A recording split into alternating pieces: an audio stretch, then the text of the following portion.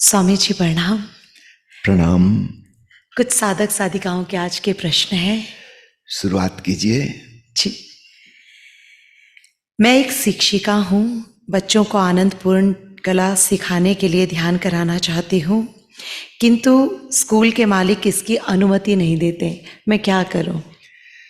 देखिए, स्कूल के मालिक का डोमिनेशन स्कूल में चलता है, आपके घर में तो नहीं चलता।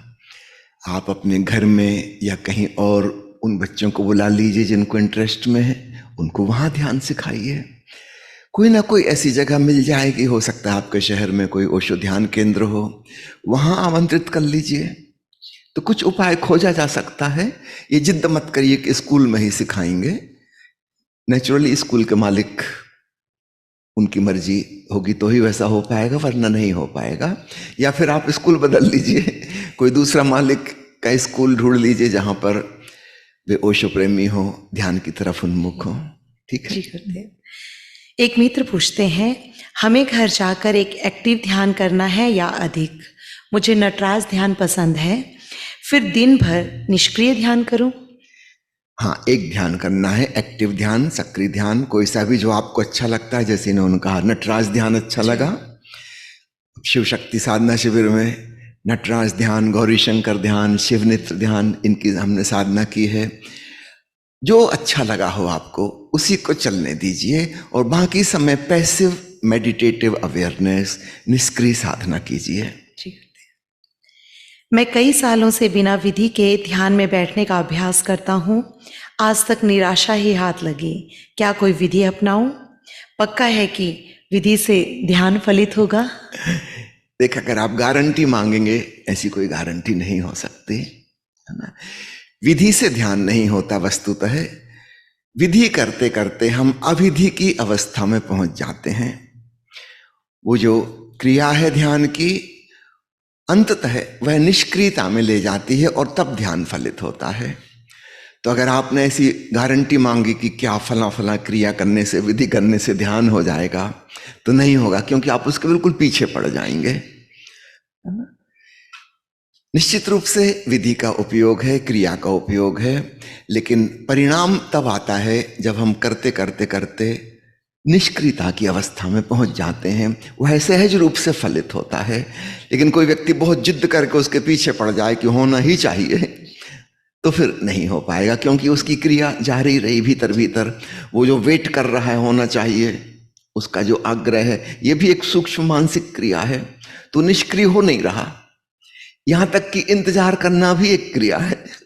यार इतनी देर हो गई, अभी तक क्यों नहीं हुआ? वो नहीं हो पाएगा, क्योंकि आप रिलैक्स हो ही नहीं रहे। इस बात को समझ लें, फिर क्रिया को अपनाएं। जी। अगले मित्र पूछते हैं, ज्ञानी पुरुषों की महिमा के विषय में मैंने सुना है कि उनके आशीर्वाद से डायबिटीज ठीक हो जाती है। कृपया मुझे आशीष दें। ज्ञानी पुरुषों की महिमा जो आपने सुनी है वो बिल्कुल गलत सुनी है।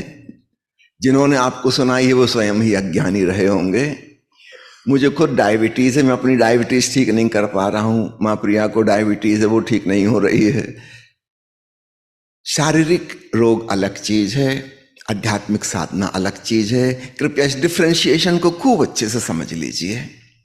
नहीं, मेरे आशीर्वाद से नहीं होगा, किसी के भी आशीर्वाद से नहीं होगा। शारीरिक बीमारी का इलाज शारीरिक फिजिकल ढंग से होगा।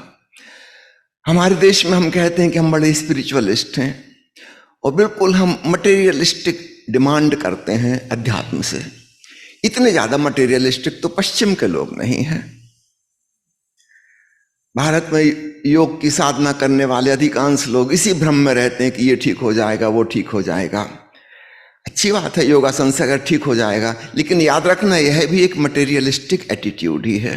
ये physical body made of matter. योग सीखने वालों से ज्यादा मटेरियलिस्टिक लोग मैंने नहीं देखे। तो क्षमा कीजिए, ध्यान सीखने से डायबिटीज ठीक नहीं होगी। हाँ, ध्यान करने वालों को डायबिटीज बढ़ सकती है, क्योंकि वे निष्क्रिय बैठे रहते हैं, झाझेन करते रहते हैं। निष्क्रियता में डायबिटीज और बढ़ जाएगी। ये नहीं होने वाला। अगला सवाल।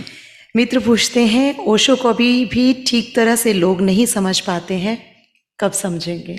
भाई लोगों की चिंता मत करिए, लोग ओशो को कब समझेंगे, आप अपनी फिक्र करो। क्या आप समझ गए हो? यदि आप समझ गए होते तो ये सवाल नहीं पूछते। लोगों की फिक्र छोड़ो, दुनिया में क्या हो रहा है क्या होगा ये हमारा विषय नहीं है। हम अपनी अपनी फिक्र कर लें, इतनी बहुत है। तो सबसे पहले आप इसी का ख्याल करें कि क्या आपने ओशो को समझा, क्या जिन अनुभवों की तरफ वे इशारा कर रहे हैं क्या आप वहां तक पहुंच गए। अपना ख्याल कर लें। हाँ, आप अपना ख्याल कर लेंगे, निश्चित रूप से आपके माध्यम से भी परमार्थ होगा, शायद बहुत लोगों को रास्ता मिले। लेकिन पहले हम स्वयं अपना रास्ता तय कर लें, हम मंजिल पर पहुंच जाएं, हम ओशो को अपने जीवन में उतार लें। दुनिया की फिक्र छोड़ें, दुनिया सदा से ऐसी है, ऐसी रहेगी, ऐसी चलती रहेगी। यहाँ कोई बड़े पैमाने पे कोई परिवर्तन नहीं होने वाला, इस बात को खूब अच्छे से समझ लें। ये स्थिति ऐसी है जैसे स्कूल में अज्ञानी बच्चे रहते हैं, जो पढ़ लिख गए, शिक्षित हो गए, जिनको डिग्री मिल गई, जिनका ग्रेजुएशन पीजी हो गया, पीएचडी हो गई, वो गए कॉलेज से, यूनिवर्सिटी से। नए बच्चे आते रहेंगे, स्कूल कॉलेज में हमेशा अज्ञानी रहेंगे। ठीक ऐसे ही है संसार भी, एक पाठशाला है, यहाँ नई नई आत्माएं आती रहेंगी, सबक सीखती रहेंगी, और जिनको स्पिरिचुअलिज्म का सबक हासिल हो जाएगा उनकी आवागमन से मुक्ति हो जाएगी, फिर वे यहाँ लौट कर नहीं आ सकते। इसका मतलब संसार हमेशा ऐसा ही रहेगा, स्कूल की तरह। दूसरा उदाहरण समझ लीजिए, अस्पताल की तरह। अस्पताल में हमेशा नए मरीज आते रहते हैं, और जो ठीक हो गए वो वहाँ से डिस्चार्ज कर दिए जाते हैं। एक स्वस्थ आदमी आके जिद करे कि मुझे एडमिट कर लो, तो डॉक्टर उसको घुसने नहीं देंगे।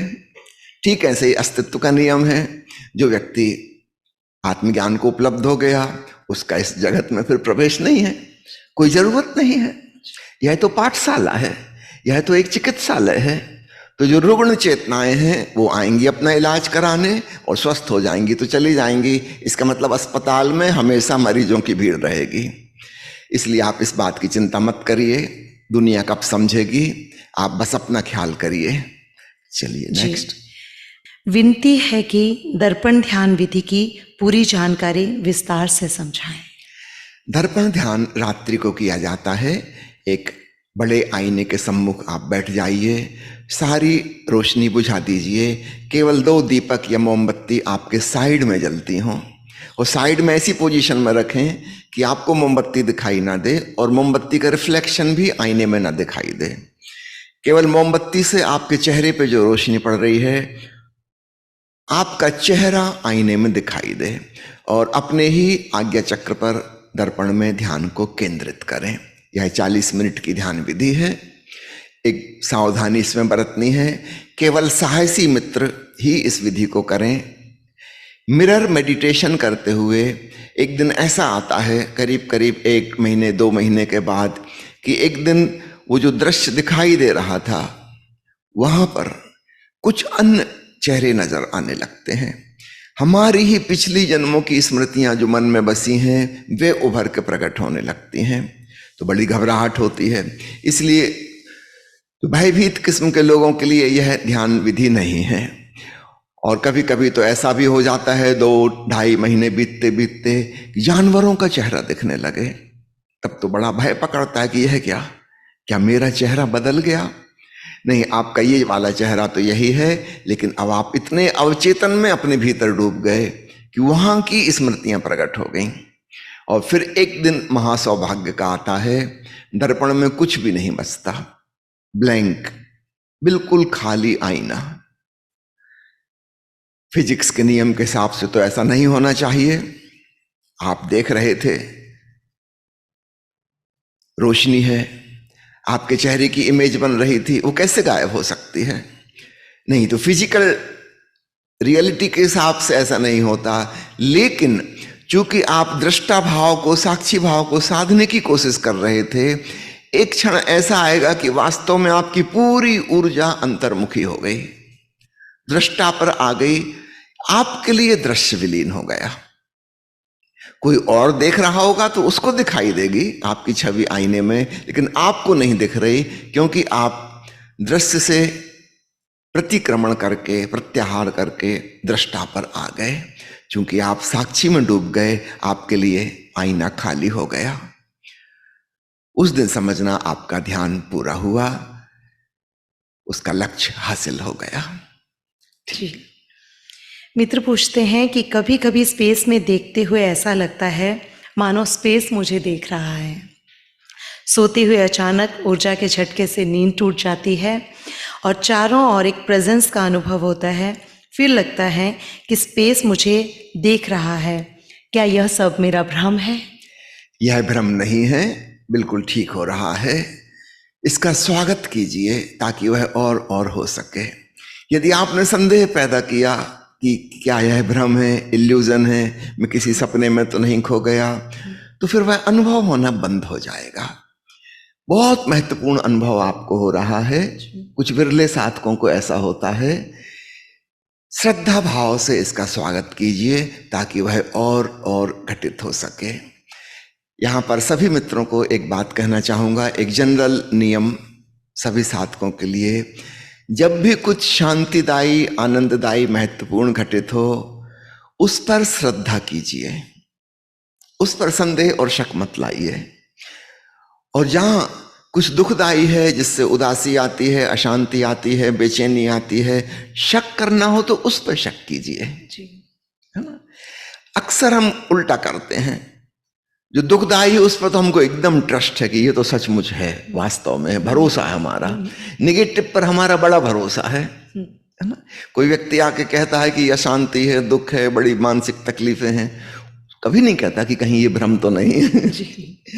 जब शांति घटित होती है, कहता बड़ी पुलक लग रही है, बड़ा आनंद आ रहा है, कहीं मैं किसी भ्रांति में तो नहीं हूं। तुम जिस पे श्रद्धा करोगे उसकी बढ़ोतरी होगी।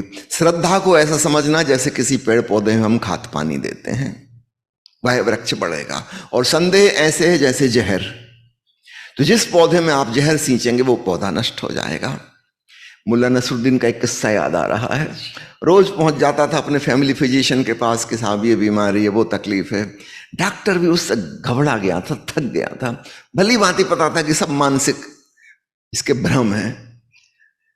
रोज नई नई तकलीफें ले आता है, गूगल से पढ़ लेता है, नई नई बीमारियों के बारे में कहता है कि यही बीमारी मुझे हो गई है, बिल्कुल यही तकलीफें हो रही हैं, आप बताइए क्या जांच करानी है।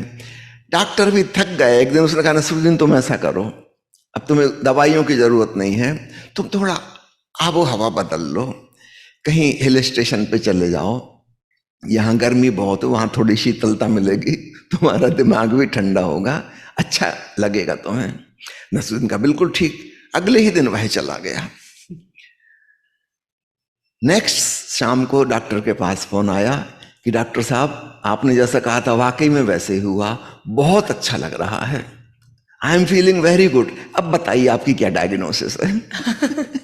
अब कौन सी जांच करानी है? हद हो गई पागलपन की। जब अच्छा लग रहा है, स्वस्थ महसूस कर रहे हो, तो अब इसकी एनालिसिस की, इन्वेस्टिगेशन की जरूरत नहीं है। Enjoy it.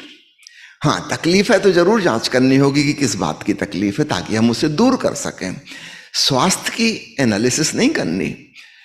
उस आदमी को क्या कहो जो डॉक्टर के पास पहुंच जाए कि मुझे बिल्कुल भला चंगा लग रहा है, अच्छी नींद आती है, भोजन भी अच्छा करता हूं, एनर्जेटिक महसूस करता हूं। अब जांच कराइए क्या रोग हो गया है।